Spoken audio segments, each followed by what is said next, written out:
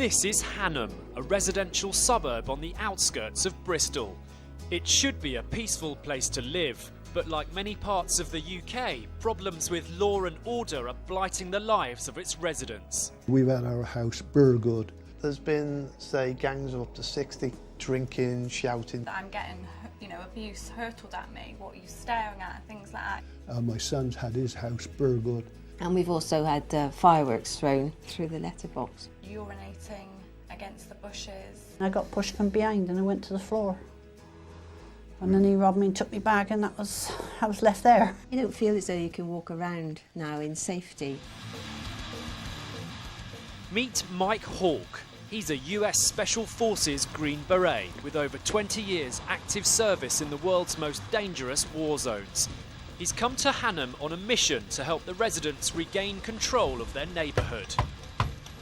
First stop is single mum Emma, who no longer feels safe in her own home. May I come in? Nice to meet you. Come on in. How long have you been here? 2.5 years. And in that time, what kinds of things have happened around here to you? 6 months after moving in, the house was broken into through the back door. The youths in the lane, the noise, the language, issues with when they're drinking. I've had children, well, I say children, youths 14 to 15, knocking at the door Right. in a quite aggressive manner. Things thrown at the house, bottles smashed at the side of the house. 2 doors down the road, Emma's neighbours have also come under attack.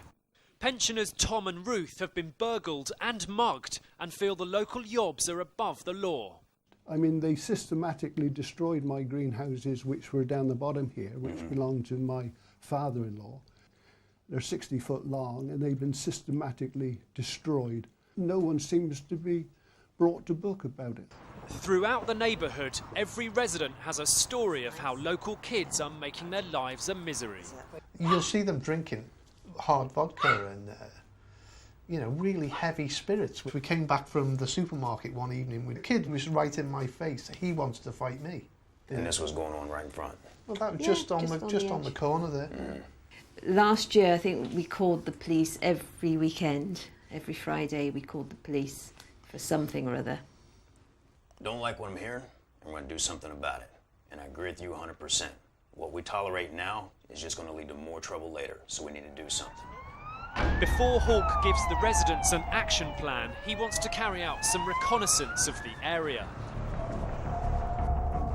He soon finds evidence that backs up the residents' claims. The collection of beer bottles that we got going on down here, no shortage of evidence.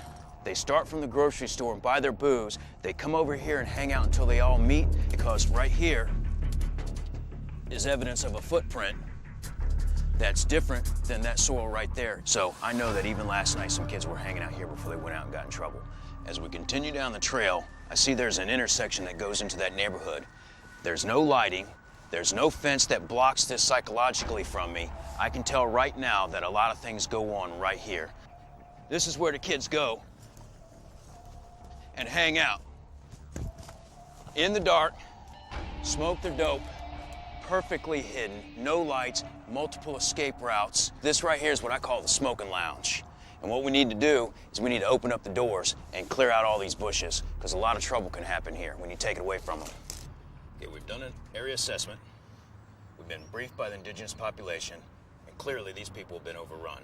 So now, with some leadership, we're going to organize, equip, and train them and help them take back their neighborhood.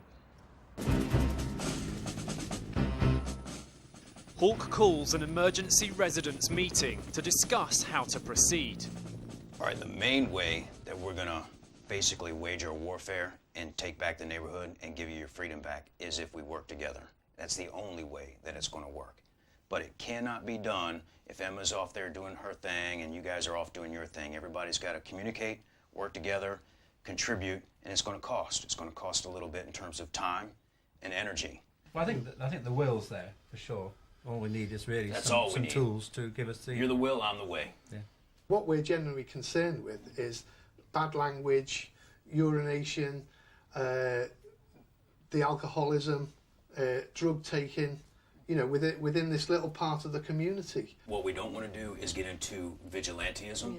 Okay, we're going to steer clear of that. And what we also don't want is you to get involved in any confrontations.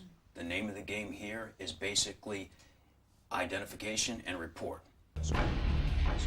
Hawke wants the police to have a better chance of identifying the troublemakers, and to do that the team must brush up their observational skills.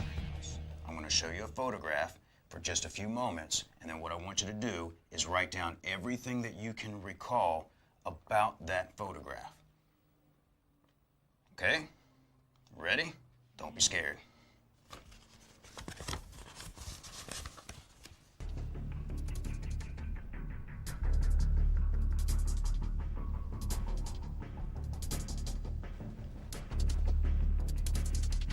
Okay, write down everything you can. You got 1 minute to do it. I see you got a big, long list over there, Mary, so why don't you kind of tell us what you saw? There's a body on the ground, I think. There's blood. They both got boots on.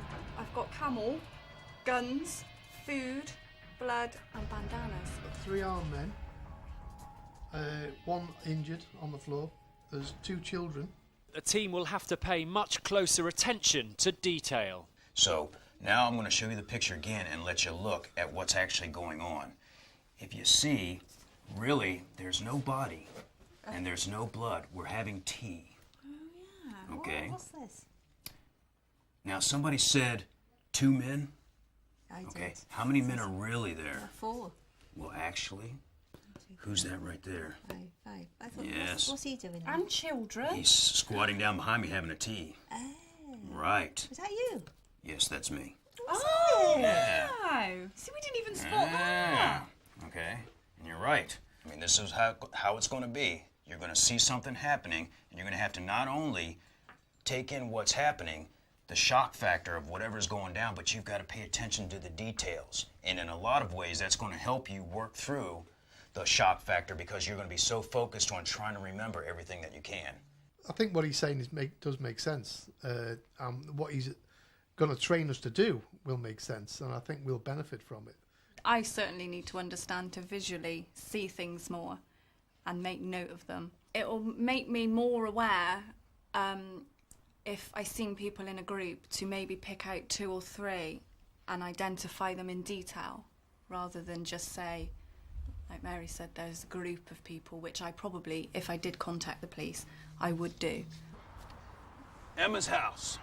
This here. The next day, Hawke offers some tips on how to improve security and personal safety. So what we're going to do is focus on securing Emma's house, and the reason is by securing her house as the front line, we're in essence fortifying the rest of the community, and so it benefits everybody.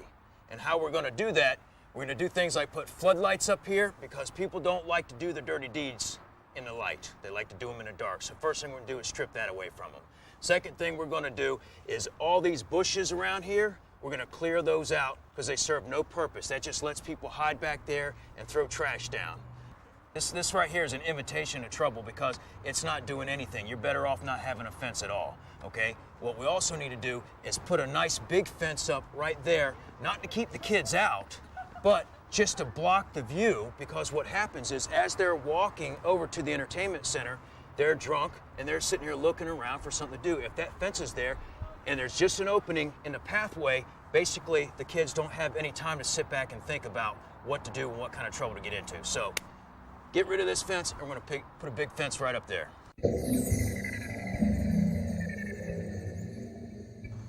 All right, Emma, as you were walking, you basically kind of made yourself a little bit like a victim, okay? Right. You weren't looking up like you were alert, like you were aware, like you were checking out and inspecting your environment. It looked to me like you were just kind of minding your own business, and that's exactly what bad guys are looking for. Someone who's not paying attention, who basically comes across looking like prey. A couple of things to make you more safe. One, put your purse in front of you so it's in your center of gravity. This is where you're strongest. And what that does is also it keeps that target out of the mind of the potential perpetrator. Secondly, you had your hands where he could see them. What you want is to have your hands where he doesn't know if you got something in your hands or not, okay? Right. What I suggest, even if you don't have anything, grab your phone and start to dial 99 and be ready to press that that last 9 just in case there are any problems. And then you can also take like your keys as you're trying to get to your house and carry them in your hand like this. So if he does try to do anything, like attack you, you can actually rake those across his face and give yourself some, defense. So I always carry a whistle so I can, and it makes a loud noise. And if you start blowing on that, it will get people's attention. Here you are walking down a trail, and now I jump up out of the bushes and I throw my arm around you, okay? I could have a knife or I could just have my arm, but now what I'm doing is I'm threatening to hurt you, okay? At this point, what do you think that you would do? Okay, all right, so what I'm gonna show you is a technique, and it's very simple. All you do is bring both your hands and grab onto my arm, and the main purpose here is A, to start to break loose some of my grip and give you some breathing room on your throat. But secondly, you're gonna move your legs, both of them, to my outside. Right. Yeah, now what you're gonna do is hang all your weight on my arm and lift your feet up, like you're getting ready to just squat down. Go ahead, lift them up. No. Go ahead. Okay, so you see you start to pull me down, and all that weight dropping down on him suddenly breaks just enough grip that you can get out and go. Okay. What I saw today, from their willingness to commit to their reception and application of the training, I think we're well on the way to having a successful operation.